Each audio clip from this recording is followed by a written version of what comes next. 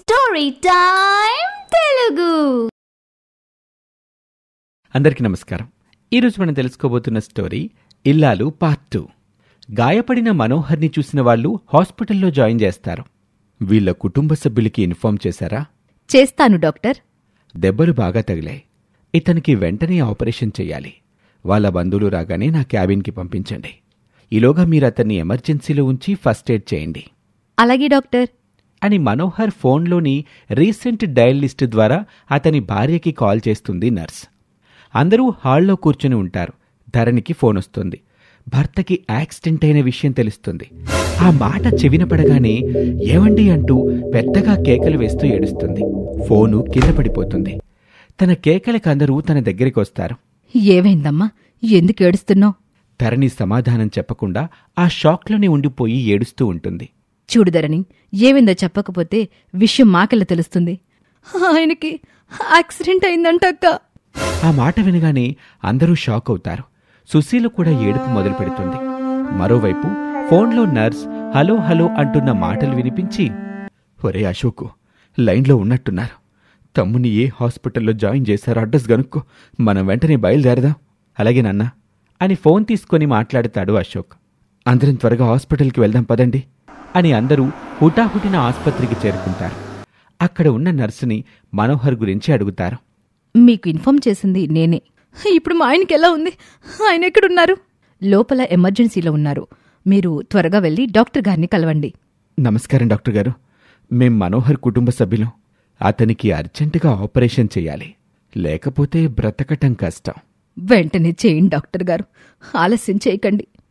అందుకు 10 లక్షల రూపాయల వరకు ఖర్చవుతాయి. 10 లక్షలా? అని శ్యామలతో పాటు అందరూ షాక్ అవుతారు. అతనికి తగిలిన దెబ్బలలాంటివి మరి. ఇంటర్నల్ బ్లీడింగ్ కూడా అవుతుంది. మీరు త్వరగా నిర్ణయం తీసుకోకపోతే తర్వాత మనం ఆపరేషన్ చేసినా ఉపయోగం లేకపోవచ్చు. వెంటనే నారాయణ, ఎలాగైనా ఆ డబ్బు ఏర్పాటు చేస్తాను డాక్టర్ గారు. మీరు ఆపరేషన్ మాత్రం ఆపకండి సార్. సరే, రేపటికల్లా ఏర్పాటు చేయండి. ఈలోగా నేను ఆపరేషన్కి ఏర్పాట్లు చేస్తాను. అలాగే సార్ అని అందరూ డాక్టర్ క్యాబిన్ నుంచి బయటకొస్తారు. నాన్నా, అంత డబ్బు ఇప్పుడు మన దగ్గరెక్కడిది? తప్పదురా, ఎలాగోలాగా ఏర్పాటు చెయ్యాలి. లేకపోతే తమ్ముడు బ్రతకడు. మామయ్య గారు గవర్నమెంట్ హాస్పిటల్లో కూడా బాగానే చూస్తున్నారు. మరిది గారిని అక్కడికి తీసుకుని పోతే మంచిది. వద్దమ్మా, ఇలాంటి స్థితిలో మనం సమయం వృధా చెయ్యకూడదు. పైగా మనం ఇది నిదానంగా ఆలోచించుకునే సమయం కూడా కాదు. డాక్టర్ గారు ఏం చెప్పారో విన్నావు కదా? బావగారు, ఆయన ప్రాణం కంటే డబ్బు ఎక్కువ కాదు. ఆయన బ్రతికి తిరిగొస్తే ఇంతకు 10 సంపాదిస్తాడు. అవునురా అశోక్, నువ్వొక పని చెయ్యి. చెప్పనన్నా, ఆ వడ్డీ వ్యాపారి సోమరాజు గారి దగ్గరికెళ్ళి 10 లక్షల అప్పు తీసుకొనిరా. మిగతా విషయాలు తమ్ముడు హాస్పిటల్ నుండి ఇంటికొచ్చాక ఆలోచిద్దాం. సరేనన్నా అని అశోక్ బయలుదేరుతూ ఉండగా, నేను మీతో వస్తానుండండి. అందరం ఇక్కడే ఉంటే ఇంట్లో ఎలా? పిల్లలొక్కలే ఉన్నారు, భయపడిపోతారు. అవును, అది నిజమే. ఆడితో పాటు నువ్వు వెళ్ళమ్మా. ధరణి, మరిదిగారికి ఏమీ కాదు, క్షేమంగా బయటపడతారు. నువ్వు భయపడకు, ధైర్యంగా ఉండు అని చెప్పి శ్యామల, అశోక్ ఇద్దరూ ఇంటికి బయలుదేరతారు. శ్యామల పెళ్ళయి అత్తారింటికొచ్చినప్పటి నుండి ఈనాటి వరకు అత్తారింట్లో ఎలాంటి ఒడిదుడుకులు లేకపోవటంతో, పైగా మరిది తోటికోడలు కూడా తమతో పాటు సరిసమానంగా కష్టపడుతున్నారు కాబట్టి ఉన్న ఆస్తి సరిసమానమే కదా అని పోయేది. ఏముందిలే అని సరిపెట్టుకుని వేరు కాపురం గురించి ఆలోచించకుండా ఇన్నాళ్ళు చాలా గుట్టుగా ఉమ్మడి కుటుంబంలో ఉండిపోయింది శ్యామల. కాని ఇప్పుడు మరిది పరిస్థితి చూసిన తర్వాత నెమ్మదిగా ఆస్తిపాస్తుల విషయంలో ఎక్కడ తేడాలొస్తాయో అనే భయం మొదలవుతుంది శ్యామలకి. ఏవండి, మీ తమ్ముడి వైద్యం ఖర్చు కాస్త మనకి లేనిపోని చిక్కులు తెచ్చిపెట్టేలా ఉంది. అవునే, 10 లక్షలంటే మాటలా? ఎన్నాళ్ళు కష్టపడితే సంపాదించాలంత డబ్బు? అసలు మామయ్య గారికి కాస్తైన ఆలోచనుందా? 10 లక్షలు అప్పు తెస్తే దానికి ఏడాదికి ఎంత వడ్డీ అవుతుందో తెలుసా? ఏం మాట్లాడరేం? అదే ఏం చేయాలో తెలియక నేను కూడా ఆలోచిస్తున్నాను. నా మాట విని మీ తమ్ముణ్ణి గవర్నమెంట్ హాస్పిటల్లో జాయిన్ చేయడం మంచిది. అక్కడైతే పెద్ద ఖర్చేమీ ఉండదు. మీ నాన్నగారికి చెప్పి ఎలాగైనా ఒప్పించండి. ఆల్రెడీ నువ్వు చెప్పినప్పుడు విననివాడు ఇప్పుడు నేను చెప్తే మాత్రం వింటాడా? అయితే ఇప్పుడేం చేద్దాం అనుకుంటున్నారు? చేసేదేముంది, ప్రస్తుతానికి నాన్న చెప్పినట్టు 10 లక్షలు అప్పు తీసుకురావటమే. అప్పు తెచ్చినంత ఈజీ కాదు తీర్చడం. అంత అప్పు అసలు ఎలా తీరుద్దాం అనుకుంటున్నారు? అదే నాకు అర్థం కావటం లేదు. దాని గురించి ఇప్పుడు నా దగ్గర ఎటువంటి ఆలోచన లేదు. అసలే ఆ సోమరాజు సవాలపైన చిల్లరేరుకునే రకం. ఒట్టి పీసినారి. అది కూడా నిజమే. వాడసలే మంచోడు కాదు. కాస్త కూడా దయాదాక్షిణ్యం చూపించడు. అంతేకాదు, చెప్పిన టైంకి అప్పు తీర్చకపోతే ఉన్నదంతా బలవంతంగా లాక్కుపోతాడు. మనకి ఊర్లో విలువ లేకుండా చేస్తాడు. అబ్బా, నువ్వు భయపెట్టి చంపమాకే.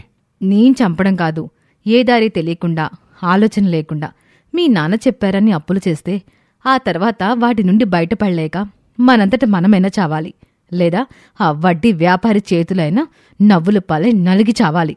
అశోక్ భార్య శ్యామల మాటలకి భయపడిపోతూ ఉంటాడు. నువ్వు చెప్పేవి ఊహించుకుంటుంటే వెన్నులు వణుకుపుడుతుందే. అసలే మనకిద్దరు పిల్లలు. వాళ్ళ భవిష్యత్తు గురించి ఆలోచించండి. ప్రశాంతంగా సాగిపోతున్న సంసారాన్ని మన చేతులారా మనం నాశనం చేసుకోవద్దు. అయితే మరిప్పుడేం చేద్దామంటావు? నీ ఆలోచనేంటి? ఏముంది, ఆ వడ్డీ వ్యాపారే కాదు, ఊర్లో ఎవరిని అప్పడిగినా కాదన్నారని మీ నాన్నగారికి అబద్ధం చెప్పండి. అప్పుడు ఆయనే గవర్నమెంట్ హాస్పిటల్కి తీసుకుని వెళ్తాడు. అది నువ్వనుకున్నంత సులువు కాదు. మా నాన్నకి ఊళ్ళో చాలా మంచి పేరు పలుకుబడి ఉంది. ఆయన అడిగితే ఎవరైనా ఎంతైనా అప్పిస్తారు.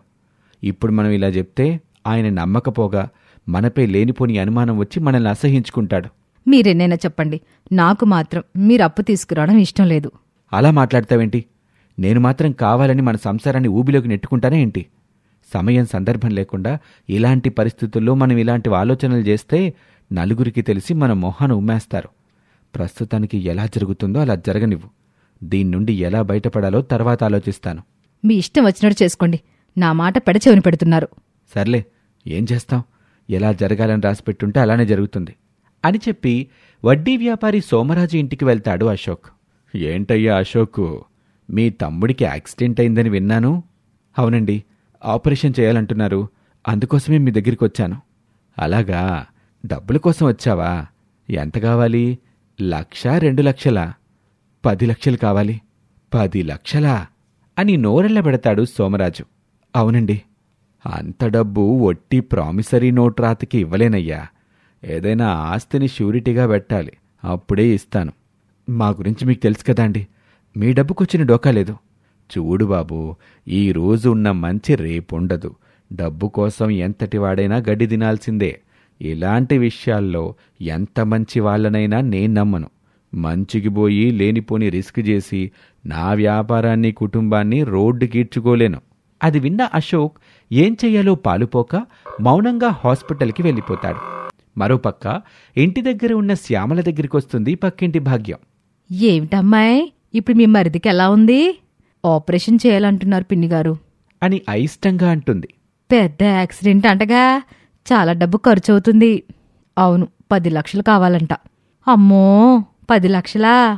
అవును, మీరే న్యాయం చెప్పండి పిన్నిగారు. అంత డబ్బు అతనొక్కడికి ఖర్చు పెడితే భవిష్యత్తులో మేమేం తిని బ్రతకాలి?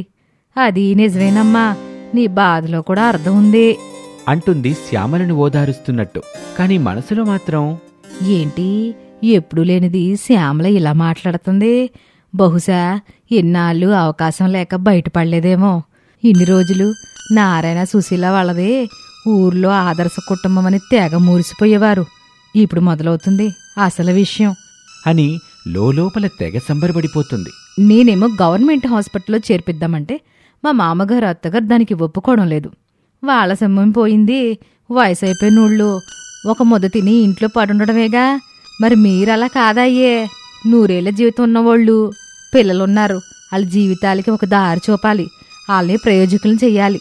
అలాంటప్పుడే నువ్వు కొంచెం తెలివిగా బెట్టుగా ఉండకపోతే నీ సంసారం సంగతి అంతే అంటూ మరికొంత నూరిపోస్తుంది భాగ్యం.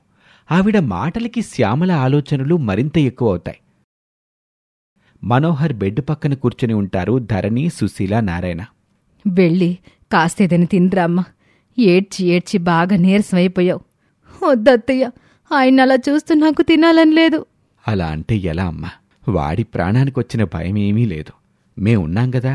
ఏం చేసైనా సరే నా కొడుకుని బ్రతికించుకుంటాను, నన్ను నమ్ము. అప్పుడే అక్కడికి వస్తాడు అశోక్. ఎరా, డబ్బు తెచ్చావా? లేదు నాన్న. ఎరా, ఎందుకు తీసుకురాలేదు? అతనెవరన్నాడా? కాదు నాన్నా అని జరిగిన సంగతి చెప్తాడు. మరింకేమిరా, మన పొలం పేపర్లు ఇంట్లోనే ఉన్నాయిగా, వాటిని అతనికిచ్చి డబ్బు తీసుకురావాల్సింది కదా. ఆ మాటకి తండ్రిని పక్కకి తీసుకెళ్ళి, అది నాకిష్టం లేదు నాన్నా. మీ కోడలు కూడా కోపంగా అలిక్కూర్చుంది. అసలు మీకు మానవత్వం ఉందారా?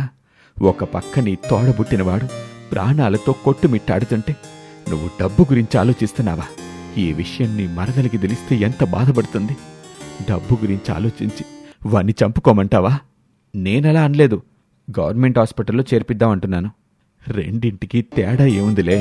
చిచ్చి, మీరే మనుషుల్రా అని కోపంగా ఇంటికి వెళ్లి పొలం పేపర్లు సోమరాజుకి తాకట్టు పెట్టి 10 లక్షల రూపాయల డబ్బు తెచ్చి కొడుక్కి ఆపరేషన్ చేయిస్తాడు నారాయణ. భర్త ప్రమాదం నుంచి బయటపడ్డంతో ఊపిరి పీల్చుకుంటుంది ధరణి. సుశీల దేవుడికి మనసారా దండం పెట్టుకుంటుంది. ఇక ఆ తర్వాత ఏం జరిగిందో వచ్చే భాగంలో చూద్దాం.